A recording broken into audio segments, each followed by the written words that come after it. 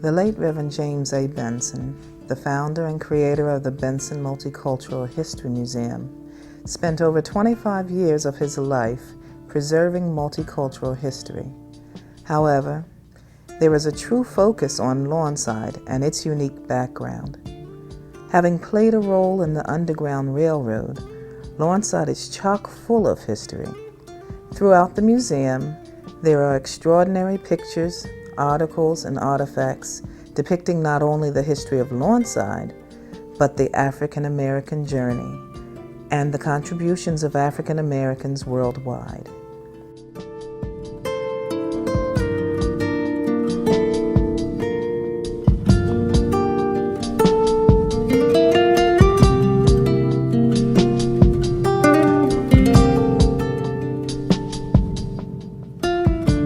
Sadly, only months after his passing, we were advised that our building should come down. This past winter was rather cruel, and our building has begun to lean and crumble under the burgeoning weight of the many snowstorms. We want to ensure that all of Reverend Benson's work and his collection of over 20,000 books, articles, antiques, artifacts, and pictures will be preserved. We don't want his labor of love to be in vain. This effort has been compromised and greatly endangered by the state of our building. In order to save his collection, to raise a new building for us to share his work with generations to come, and for future educational endeavors at the Benson Multicultural History Museum, we need your help.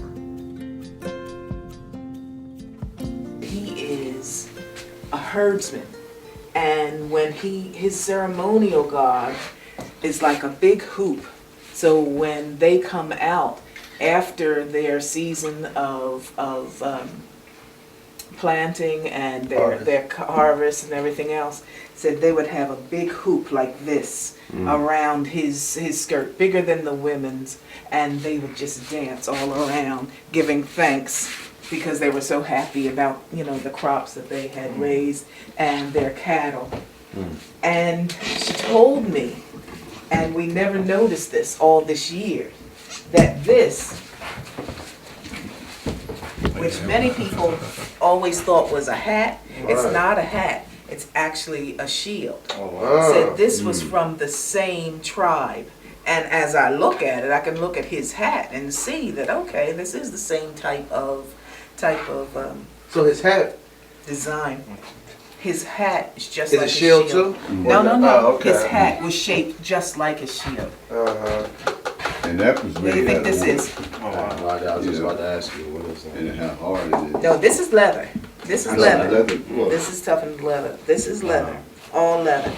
And what they told me was it was maybe mid-2000s, maybe about 2008, when they first began to use any type of utensils. Anything from the outer world. Everything they made themselves. Even their spears. Everything they made. Nothing was like from steel or anything like that. They made everything. Self-sufficient. Self-sufficient, exactly. But we also... Oh, certainly. So you see how they would use that to shield. Many people just say to me, oh, well, your father was trying to do this or he was trying to do that. No, it was for people like Miss Phoenix. Yeah. You know, because sometimes we think that we have arrived and so we don't talk about our past. But our past helped us have the future. That's right. We wouldn't have a future without those people. That's right. That's right. So anyway, Miss Phoenix, our past, those things that happened long ago, or those people that were in our lives long ago, and in this case, the people that impacted our future. We're talking about inventors, we're talking about someone who made something that was not there before, or was not thought of before. They create things. And sometimes did not get credit for. Of course. Like, if you have a dime in your pocket, they don't tell you that it was a black woman that did the sculpture. Selma Burke, they don't tell you that. Selma Burton, you said? Selma Burke, Burke. Dr. Selma Burke. Okay. They don't tell you those things in school. So that's why he wanted to have this place, so that you could come here and find out about different people and, or see articles, you know. People say, well, there's a lot of newspaper articles around. Yes, there are. Yes, there are, because it's important. That my father always said, you must know whose shoulders you're standing upon. And so the pictures at the top of the wall are from the covers of people's funeral programs. May sound morbid, but my mother saves those programs, and so my father copied them so that these people who were part of Lawncide's history, the fabric of our borough, would always be in the museum, and so that they would be remembered. And we have had people come into the museum and say, that's my grandmother. And then they would begin to talk about the grandmother.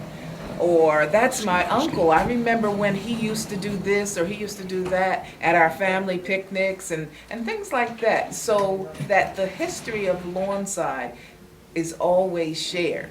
We think about those people who were, you know, mayors or who had restaurants and things like that. But these family members, not only were they important to their family, but they are important to us. So we want all of the children to know, let's just say something about Mr. Purnell, who every Halloween wrapped up a stack of pennies for all of the guests that would come to his house. So you'd go there and there would be aluminum foil and a stack of pennies from Mr. Purnell. It was always special. This is Mr. Irving Phillips, who was one of the head photographers at the Afro-American paper in Baltimore, Maryland. His son, Martin, married our daughter, Pamela, and after his death, his sons went in the basement and found all of these pictures of Mr. Phillips had taken of celebrities and with celebrities. So they have now put it into a collection. But one of the very interesting ones is something that I can remember myself hearing about on network television. Back in 1971, he dressed up his staff, and this is a picture here. He dressed them up as African diplomats. They went to a local restaurant in Baltimore, and they were admitted and served lunch. The next day, they went back in their regular clothes, and they were not admitted because they were black. And it's really a personal thing to me because I can remember my husband and I seeing this on television. Never did we know that we would come to meet this Mr. Phillips as he married our daughter. And there are pictures here of him with Mahalia Jackson, Jackie Robinson, Ella Fitzgerald, so many celebrities. But the one that seems to strike everybody funny is this one of Red Fox when he was younger. And this is Red Fox right there with Mr. Phillips. This room is probably my favorite room because it speaks of my history, talks about how the borough that I grew up in began. And I love this town, not only because of the great upbringing that I had here, but because it has such deep, deep and rich history. My great-great-grandfathers were part of this borough. My grandfather, my mother's father, was one of the mayors. My grandmother's second husband was one of the mayors. I was always very proud of that. When I was growing up in school, the teachers were mostly from this borough, so they made sure we understood this history and appreciated this history. I don't know if they're taught that now in the Lawnside School, but we knew who the first mayor and council was. We knew who the current administration was. We appreciated that Lawnside was always governed by African Americans. I was always very proud because my mother, when I was growing up, was the postmaster in town. That was something special for me. And I knew that my father and my Uncle Harry had built the building that the post office was housed in. Great pride for me. I was very excited to share that with people when I was growing up. Also, the scholarship club.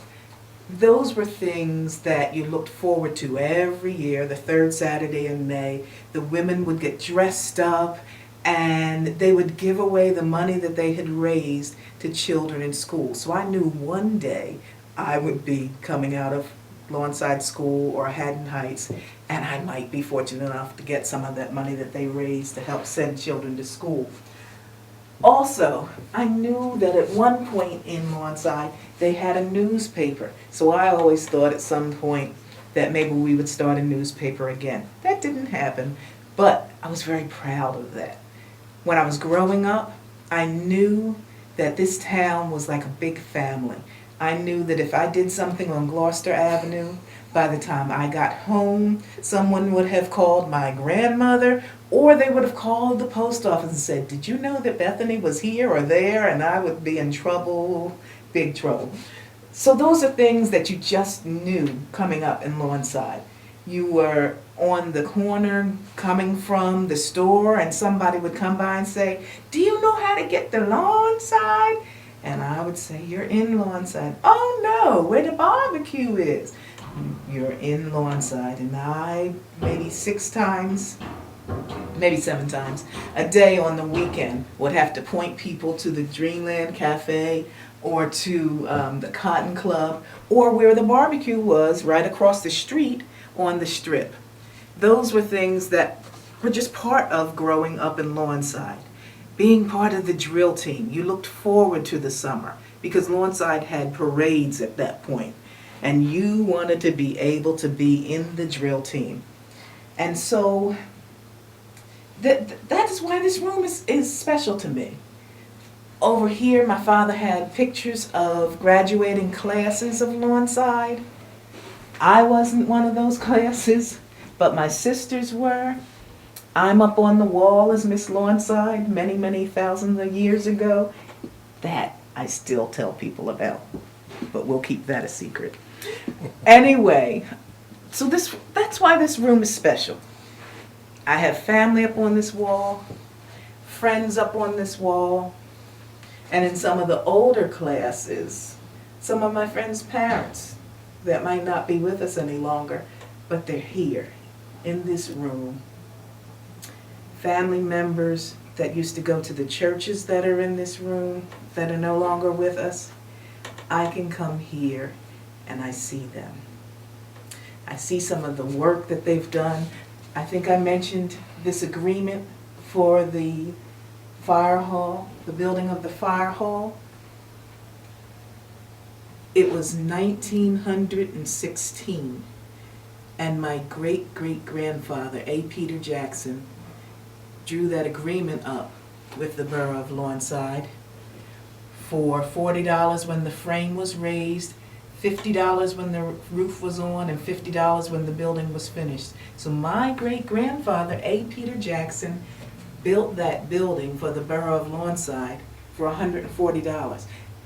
I get excited when I come into this room because these are things that is not taught any longer in the schools. These are people that we may never see again, and so when I come here, I see them. I feel close to them, and I'm happy to share their history, share their stories about how their churches began, happy to share their stories about the pastors that were at those churches, and I share the story of St. Luke, how they worshiped in a pool hall after they left Mount Pisgah. You became a historian almost by just growing up. It wasn't like intentionally going to school and studying. And No. because you grew up in an area and you had you had a foundation that's already established. To become, you became a historian just by existing. Whereas other people, that's a certain gift that you have. You were gifted with that, I think. And I think that what you're saying is that this importance of this room, along with the rest of the museum. Yes. Your father, was it father? Yes. Had a foresight that passed to you, and so the meaning of what you're trying to do now, of trying to preserve the building and preserve this. Talk a little bit about that. Like what's needed, what you really would like to see happen. Well, I know in order to preserve this history, we have to raise money to restore this building. We have to raise money to properly preserve these pictures while we are trying to preserve the building, which means either storing it in climate-controlled space, being able to purchase the acid-free boxes that are necessary for storing pictures, being able to find space to store some of our antiques. We know that some metals should never ever be next to each other. So those are some of the things that we really need, all of which are going to take a great deal of money. We know that. We have a contractor that is going to come and begin the work very soon, which takes a great deal of money. We also have to find a way that we can make the public understand that all of this is worth saving. Because if something were to happen to the building tomorrow, all of this would be lost. Because I have people come in here and they say, well, I never knew anything about this, or I never saw that picture. That's my uncle. I never saw that picture. Where did that come from? But it's here, and we have it for a reason. So we don't want that history to be lost. We also have to find space for some of the documents, not only pictures, but some of the documents, the originals. I mentioned this one, but we do have the original document. And so we have to find a space away from all of the lamination, away from all of the pictures that have been covered, so that they don't begin to deteriorate. We have batiks in another room that were given to us from Ghana. They have to be properly stored. So we have been in touch with someone from the New Jersey Historical Commission, and they are in the process of trying to get us all of the information that we need so that we don't lose them and they don't lose any more of their integrity, the color, and everything else. Have you made an attempt to have this designated as a historical site or anything like that, or? Well, the front part of this building, which was, Mom, that was like a 2-room bungalow. Maybe 3 rooms. Maybe and a three, bath.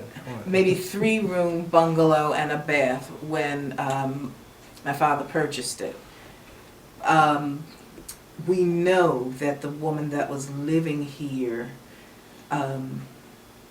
was probably close to 90 or so when she passed, or more, 90 or more when she passed.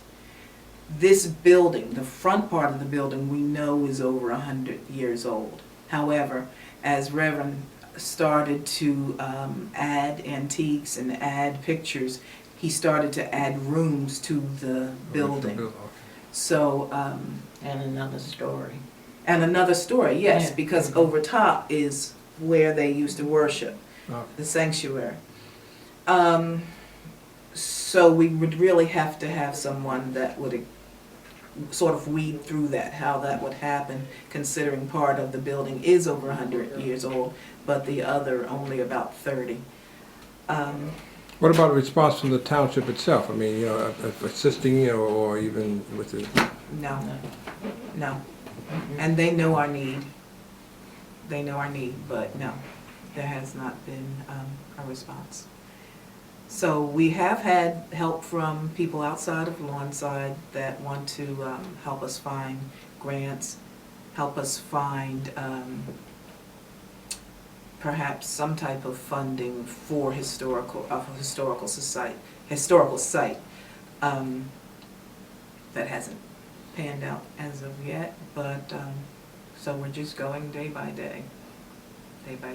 We would love to be able to build another building on this property to house all of the antiques, all of the pictures, all of the archived documents that we have, all on one floor, so it's all handicapped accessible.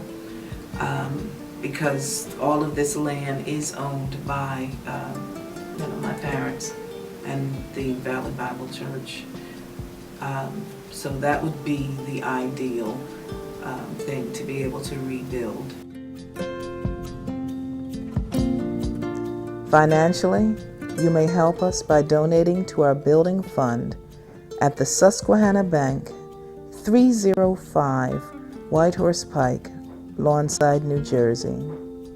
Or you can go online to www.crowdrise.com/Benson Legacy, or visit our Facebook page, the Benson Multicultural History Museum. Physically, you can help us by spreading word of our dilemma to your family and friends, and by sharing this on your social media. We thank you for your help to continue the work that Reverend Benson began.